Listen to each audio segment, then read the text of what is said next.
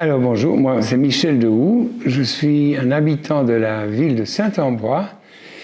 Je connais notre coin ici depuis à peu près 50 ans et je suis président de l'association TEECC qui veut dire Transition énergétique et environnementale en Cévennes. Quelle est votre réflexion sur l'état de l'écologie actuellement en France et dans le monde ? En France, actuellement, je pense qu'il y a une sorte d'arrêt sur l'écologie. C'est quelque chose qui avait pris un peu d'élan au moment de la COP21, donc ce qui s'est passé à Paris. Là. Donc là, il y a eu un petit élan où tout le monde s'est dit il faut faire quelque chose. On a lancé MaPrimeRénov', on a lancé des tas de choses pour essayer de diminuer nos émissions à gaz à effet de serre. On a lancé les zones à zéro émission et essayer de diminuer aussi. On a lancé aussi toute cette histoire sur les voitures électriques, arrêter les émissions carbone. En réalité, c'est une vraie nécessité et je pense qu'on est en train de revenir en arrière. Donc, il y a eu un vote hier au Parlement français qui fait un moratoire sur toutes les éoliennes, sur tous les parcs photovoltaïques et sur la remise en action de la centrale nucléaire. Alors c'est une centrale qui a été arrêtée, qui ne pourront pas redémarrer parce que la cuve a déjà été enlevée. Donc c'est une ignorance absolue de la part de nos élus qui ne sont pas capables de savoir un peu où on est. Donc moi, je suis un petit peu à la fois désespéré, mais je suis aussi un peu content parce que je sens que sur les territoires comme les nôtres ici, il y a des choses qui se passent et qui font en fait qu'une certaine résilience s'installe et des choses comme ça. Tout à l'heure, sur le marché, il y avait deux jeunes agriculteurs qui s'étaient lancés dans le biologique. Ils ont bien vendu, ils sont bien, ils s'installent et ils commencent à vendre. Cette année-ci, je crois qu'ils ont vendu 1 tonne de fraises ou des choses comme ça. Donc, il y a des gens qui commencent à réagir et agir positivement. Maintenant, on va peut-être rentrer dans une période de canicule où toute la faune, flore va s'arrêter.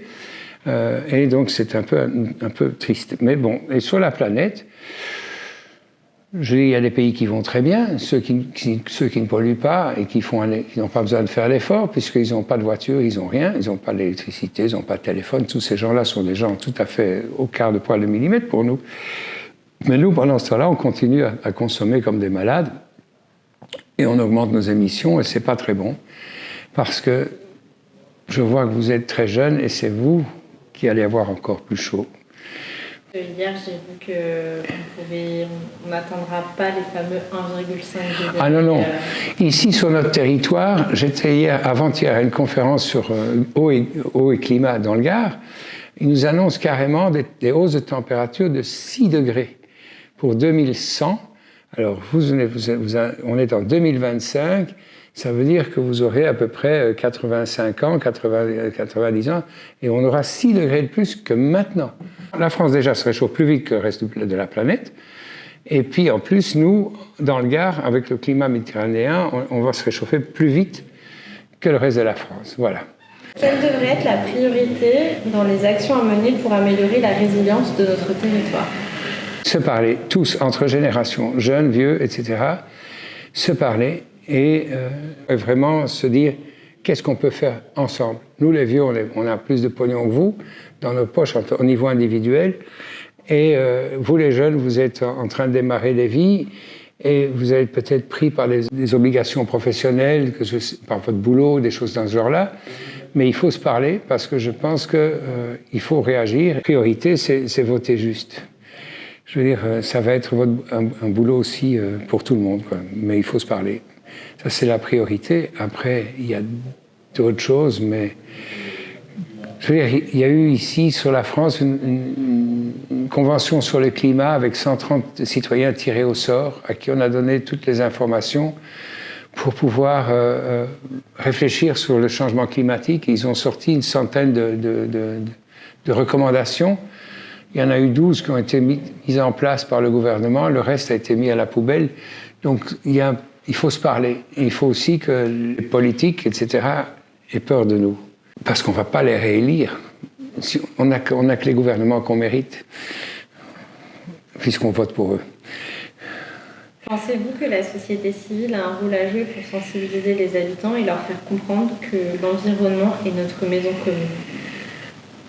Alors, je pense que oui, absolument. Nous, on est une association et on accueille un peu toute personne qui a quelque chose à dire ou qui voudrait dire quelque chose. On est preneur. Et on cherche vraiment à faire avancer la réflexion de la société civile. C'est elle qui peut demander à son maire ou à son élu local, son conseil municipal, de végétaliser une rue ou une ruelle, ou avec de l'éco-construction, ou avec les habitants, ou que la mairie le fasse elle-même. La société civile, ce sont toutes les associations, ce sont tous les gens qui réfléchissent, ce sont tous les habitants qui ne sont pas des élus ou des fonctionnaires qui répondent à des règlements ou qui obéissent à des règles qui leur sont donnés par les élus.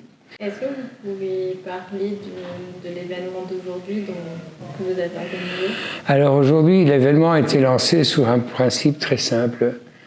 Les nouvelles sont mauvaises d'où qu'elles viennent et on voudrait déjeuner en paix. C'est pour ça qu'on a commencé avec un petit déjeuner en musique, parce qu'au moins pendant ce temps-là, on n'était pas obligé de penser ou d'écouter les informations de CNews ou de France Inter ou de France Info. Ça, c'était l'objectif. Et la deuxième aussi, c'était la théorie du donut. Donc la théorie du donut, c'est une théorie qui incite à la fois les autorités, le public, les individus, donc que ce soit des groupes de personnes, des individus ou des pouvoirs, à réfléchir à comment faire pour vivre dans le futur ou actuellement, dans le présent, avec des actions actuelles, présentes, pour éviter les dépassements, 9 points de dépassement de la planète. Si les 9 points sont dépassés, il y en a 6 qui sont complètement dépassés, il y en a un 7e qui est en cours, c'est l'acidification des océans. Et si on passe au-dessus de ça, ben, la planète est plus vivable, parce que la couche d'ozone qui est au-dessus de nos têtes, elle protège l'atmosphère, elle empêche l'évaporation ou l'eau de sortir dans l'espace. Elle retient l'eau sur la planète. Mais si on n'a plus d'eau, eh ben, il n'y a plus d'humanité, il n'y a plus de vie, il n'y a plus rien. Donc je veux dire, il faut faire un petit effort intellectuel pour ça.